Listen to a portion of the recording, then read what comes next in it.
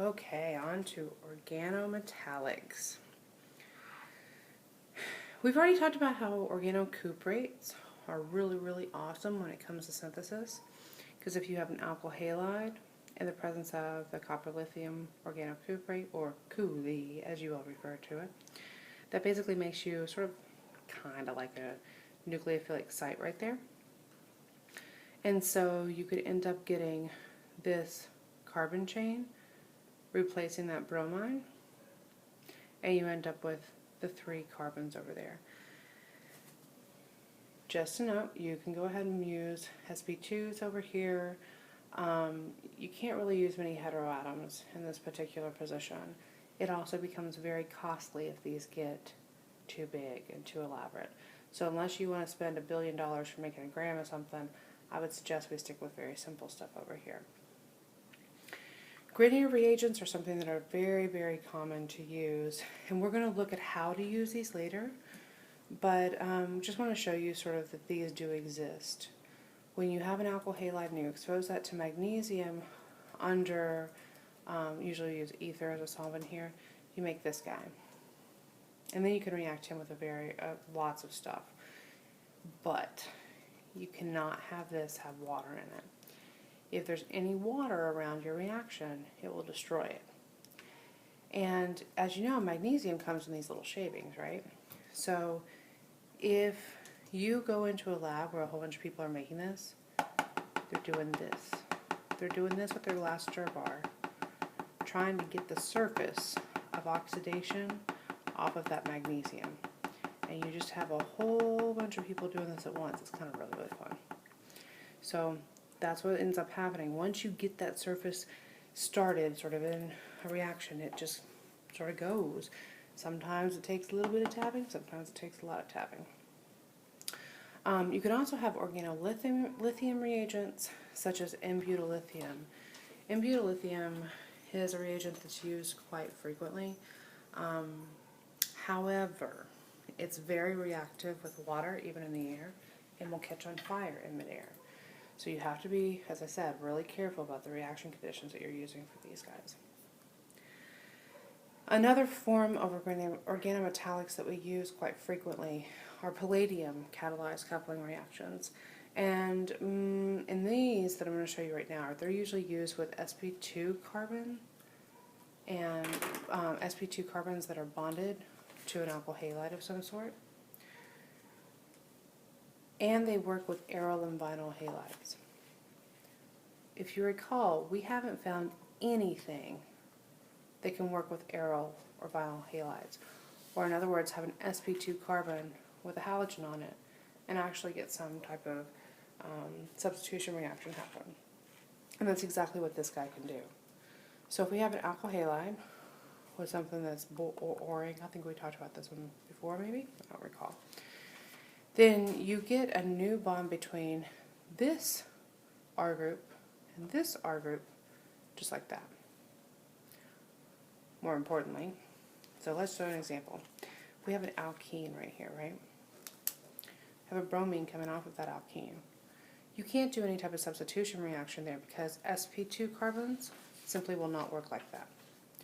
So here we can add the boron with 2 OR groups, and this becomes our R group in the presence of PDL2 and OH minus.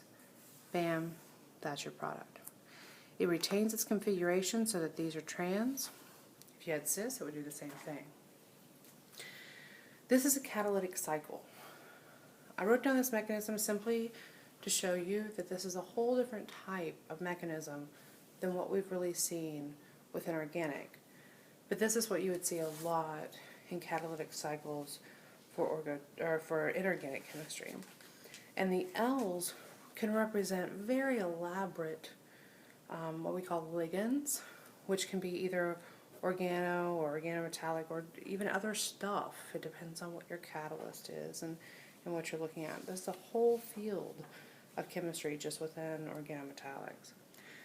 So in this case, it looks like some magic really happens, but it's not. I'm not going to go into too much detail because I don't want you to get too confused and lost on this. But the first thing that happens is that palladium splits that bond right there. So it becomes attached to both of them, Br and the sp2. A base then comes in, because we add the base, and attaches to the palladium, which rolls out the Br.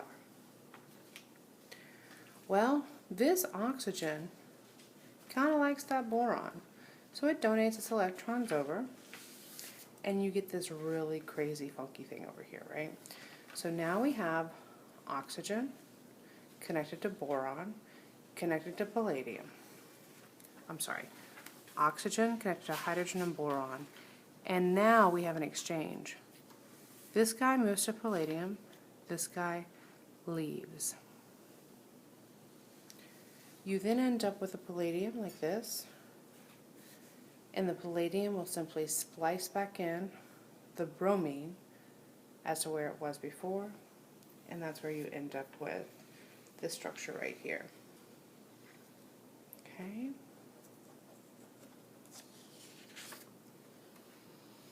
A similar type of reaction is known as the Heck reaction, and to me this is one heck of a reaction. If you take a vanillic or aryl halide, so an sp2 carbon again with a halogen attached, and you react this with a double bond, and it can have more stuff over here, but at least one double bond than our group here. These are different ligands, palladium, and what we call TEA. Triethylamine would look like nitrogen like that.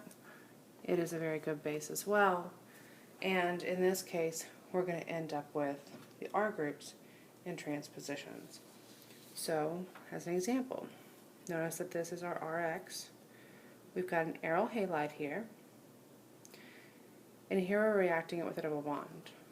Palladium with ligands and TEA, and we end up with this.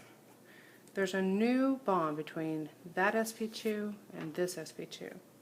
So one of them doesn't have an alkyl halide, the other one does. That means that we end up with a conjugated system here. Another example, this is a vanillic halide, so here we've got an sp2 connected to an iodine, and again we have a double bond right here. So that means with palladium and ligands we end up with a new bond between those two. So that's going to be displacement of this I, it's connected directly there, and that's where this bond right here comes from. So that's actually going to make a trans bond, and again we have a conjugated system. That's how you can tell if you're going to use a Heck reaction or a Suzuki coupling, because the Heck, you'll see a conjugated product come out. Okay? In the Suzuki, you really just see one. You could have more, but we see really that is a single double bond, or it could be that you have a benzene there instead.